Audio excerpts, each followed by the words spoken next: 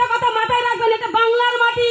যারা আমার বাংলাকে অপমান করেছে, যারা আমার বাংলাকে লাঞ্ছিত, বঞ্চিত, কুলসিত করেছে, তাদের এক ফোঁটাও জমি দেবেন না আপনারা।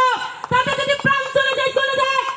নষ্টাগিরি এই ভিডিওটা দেখার পরে একটা কথা বলতে ইচ্ছে করে, তুম করে তো সেই হাম করে তো গলত। তুমি বলে দিচ্ছ কি কেউ যেন বাংলার জমি না ছাড়ে, কেউ যেন বাংলার জমি না ছাড়ে। হিন্দুদের উপরে অত্যাচার করতে বলেছো তুমি, প্রয়োজনে তাকে মার্ডারও করতে বলেছো। আবার তুমি এখানে এসে নাকে কাটছো এখন। ভেবে দেখেছো বন্ধুরা, এর মা যদি জিততো তাহলে এর কথাগুলো, এক একটা কথাগুলো সত্যি হতো, তখন এ কতটা আনন্দ পেত, কতটা মজা পেত। আর এখনো সোশ্যাল মিডিয়াতে চোখের জল ফেলে নাকে কাটছে, বলছি তলা কি শুকিয়ে গেছে?